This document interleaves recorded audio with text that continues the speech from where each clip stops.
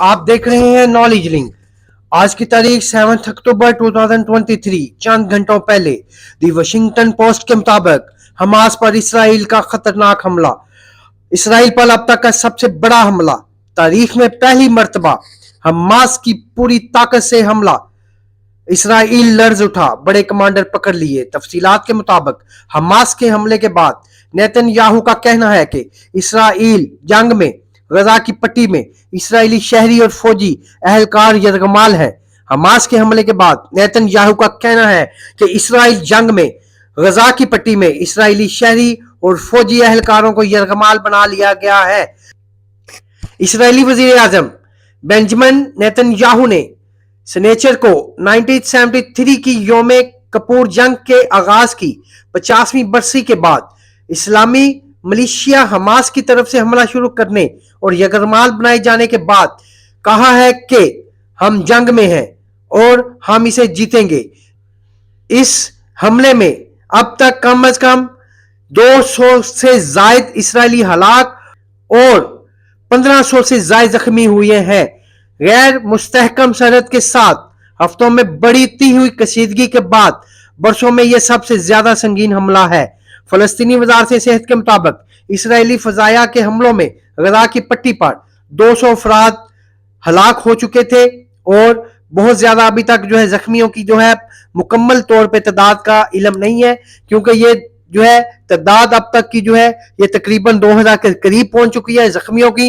और हलाक अफराद में अब तक की जो रिपोर्ट के मुताबिक, चंद मिनटों की रिपोर्ट के मुताबिक, चंद मिनट पहले जो हलाक अफराद की तादाद थी वो 300 से ऊपर हो चुकी थी और जख्मियों की तादाद ये 2000 से ऊपर हो चुकी है।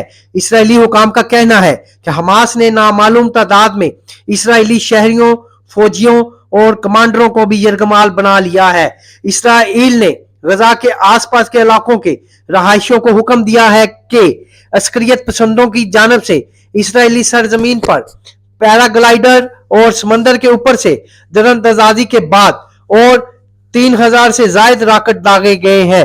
इसराइल की दफाई अफवाज का कहना है कि इसराइली फजाइया ने हफ्ते की सुबह यानी कि आज सुबह अहदाफ पर हमले शुरू किए। फौज ने मजीद कहा कि सरहद के करीब इसराइली इलाकों में बंदूक की लड़ाइयां हो रही हैं।